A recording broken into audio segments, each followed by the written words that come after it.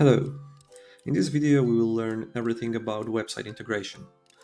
We'll start by talking about the vocabulary. From now on we distinguish only two versions: basic integration and integration with own domain. There are a few differences between those options. First of all, it is easier to do basic integration because it only requires copy and paste provided code into client's website. So let's take a look at the example. I prepared a simple website which I'm going to integrate with our application. I have already created a new project, so we can move straight to the integration section. First of all, let's copy the integration code. Next step will be pasting this into my page source. So I'm going to open it. Open my source file. And I will paste that code into the head section.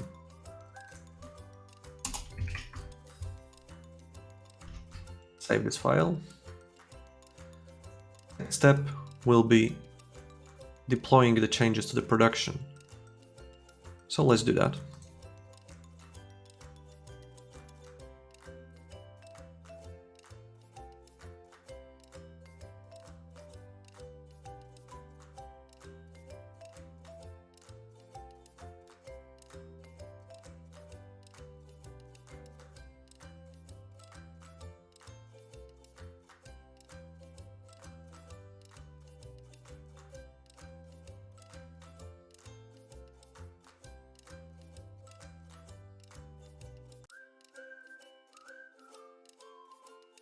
Alright, so it's pretty much done. If I'll open my website now and refresh the page, you can see that I can subscribe to notifications. So let's do that.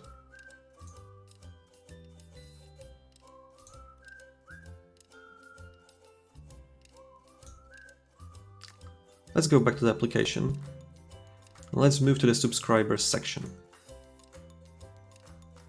As you can see, this is my first subscriber on my website.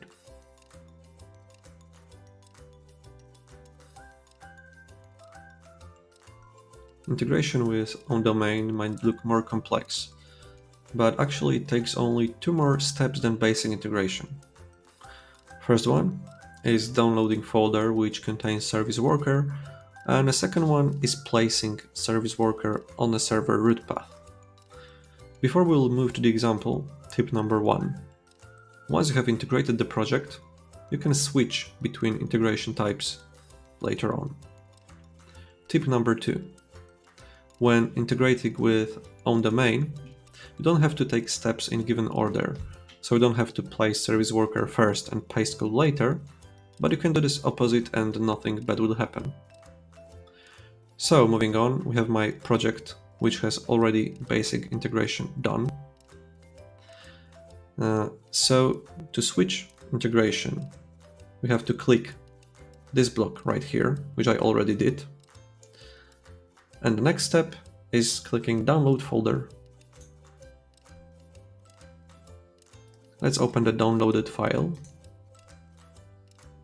As you can see, it contains service worker, so we need to move it to the server root path.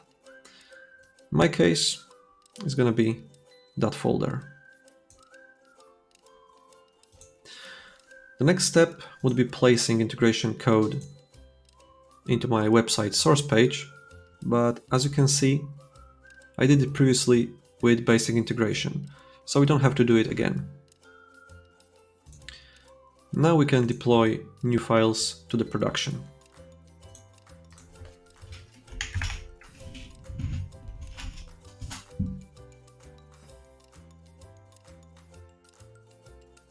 Okay, now we need to wait for the deploy.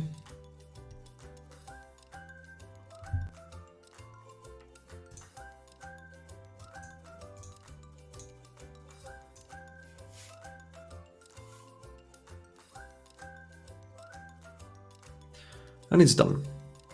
So let's move to my website. Let's refresh the page.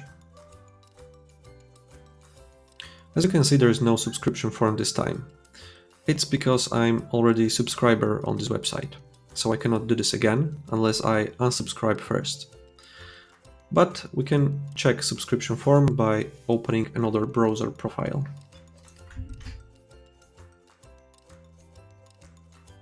Let's open my website address.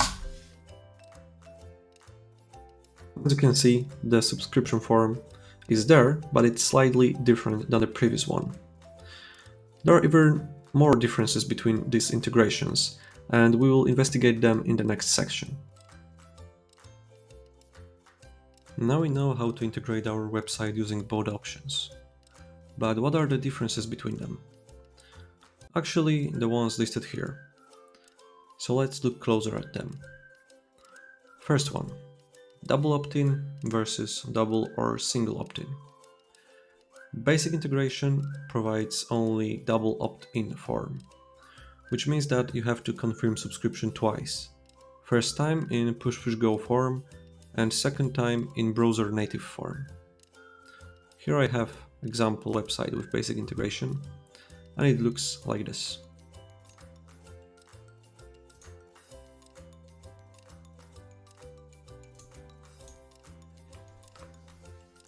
Integration with own domain offers single opt-in, which means that only browser native form will be displayed, so website users can subscribe with only one click. And it looks like this.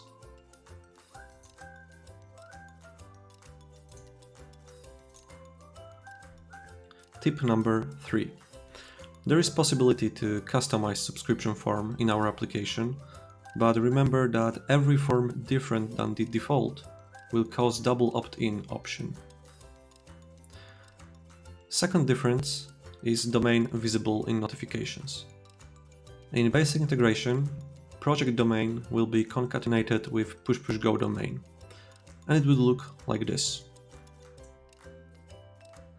For integration with own domain, only project website address will be visible. Third difference. With basic integration, it is not available to export subscriber database. It is possible only with integration with our domain. Tip number 4. Integration with own domain is only available for domains with HTTPS protocol. Domains with HTTP will have this option disabled.